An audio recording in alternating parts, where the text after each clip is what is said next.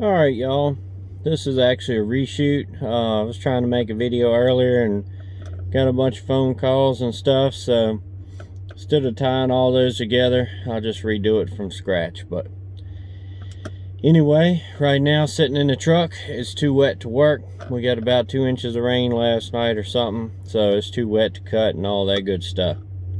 But anyway, just gonna make a video with some short updates and stuff like that. We've been working on the greenhouse. We added a propane wall heater to it. We was running that electric infrared heater, but it wasn't keeping it warm enough, and it was kind of high on the light bill. So when it got really cold, I had to run the My Buddy propane heater in there with it. So we went ahead and put a wall unit in. It's 12,000 BTUs. So far, it's keeping it warm enough, and I don't think that they're getting enough sunlight, the plants in there.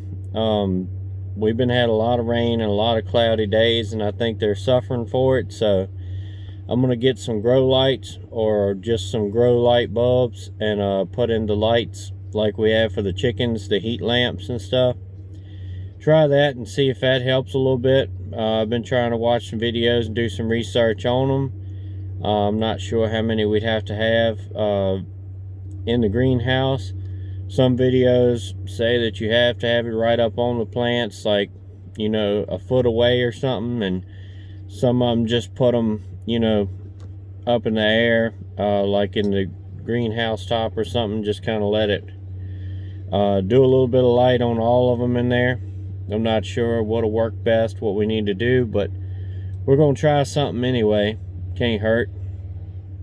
And I can't wait till we can get our first harvest out of there. So far we hadn't got anything yet.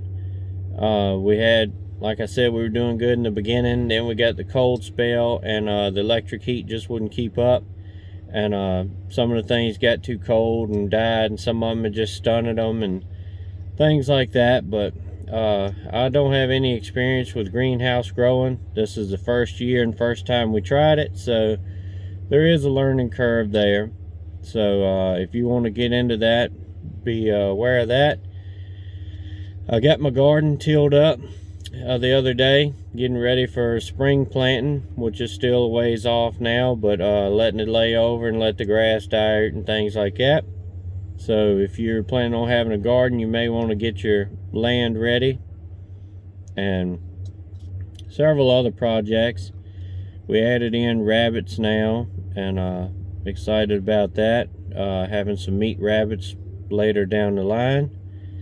Trying to get as set up as we can, as self-sufficient as we can. It'd be hard to do and take some time, but I really like to get where we get 100% of our food from our own farm, what we grow, and not rely on the grocery store and have that high price bill. But of course, there still will be some things you have to buy, cleaning stuff, and you know, like Ziploc bags and stuff, putting stuff in the freezer, and coffee and sugar and things like that that you can't grow. So you know what I mean. It's always something, some hurdle you have to tackle next. But anyway, I'm excited about all that. I can't wait till summer gets here. I'm definitely a summer person. I'd rather work in 100-degree heat than I would in 20-degree cold. I'm not a cold person. But anyway, so all that's pretty exciting. Maybe on some live streams soon. Some co-streams, I guess is what you would call it. So that's kind of exciting. I think it was 2 weeks ago now, 2 weekends ago, the Shogun Saturday night on Prepper Nation.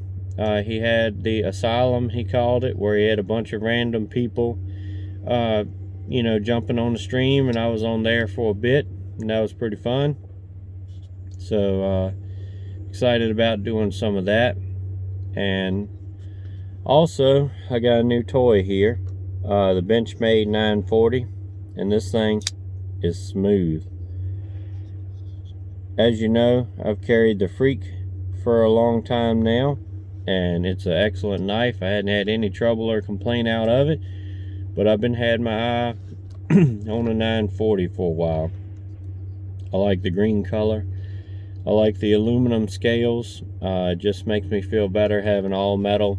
The grip is fine on the Freak, being the rubber and plastic that it is. I hadn't had any trouble out of it, but I just like metal better. I probably would have liked the Super Freak more with the G10 scales on it, but anyway, the Freak is what I got. But either one of those, I don't think you would go wrong. And like I said, I haven't tested this a whole lot, but it's a really smooth, nice knife. It carries in the pocket good. It's a thinner profile than the Freak is, so it's not as bulky. It may be something you want to consider. I hadn't weighed them side by side, but I don't feel a lot of difference in the weight. I think that's about the same. The blade on this is a reverse Tonto, they call it, which is pretty cool, pretty unique. It's thicker up here than it is right here, being Tonto style blade. It's thicker back here and gets thinner at the front. Not a huge knife guy, but I'm getting into them. I like a good quality knife. I haven't had any of the Spydercos yet, just the Benchmade for a higher end knife. I've usually carried cheaper, $30 knives, stuff like that. And I used to carry the old traditional folder styles like Uncle Henry and Case and stuff like that. 2-blade or 3-blade knives, stuff like that. And they're pretty cool, but I wanted to get a good pocket knife, and I got that Freak and was well pleased with it. And then I went ahead and got the 940 here. So anyway, just some things like that. I was also going to mention, I really don't know a lot about my audience. I don't know, how many males or females, or like people that live in bigger cities or suburban or rural like me. I really don't know. I try to put some content that everybody can get something from. And I had a person that has a channel, a homestead channel, comment the other day that they liked my style, that I didn't fearmonger. And I try not to do that. It's a really fine line, being a preparedness channel and homestead channel, not too fearmonger, because the fact of being prepared is paying attention to things. But at the same time, I don't believe in beating something to death and everything is not the end of the world. You know what I mean? It's really hard to explain. A lot of channels dive into topics that are really not mainstream. They just try to find some off-the-wall story somewhere and dig it up and make a video on it, which that's fine. A lot of people enjoy that, but I mean, that's just not my style. I'm a logger, and I have a homestead. I grew up in the country, and I hope that's where I always stay, is rural country. And I try to make videos and content talking about that lifestyle, and try to show you things that I'm doing, and maybe inspire you to do things to be more prepared.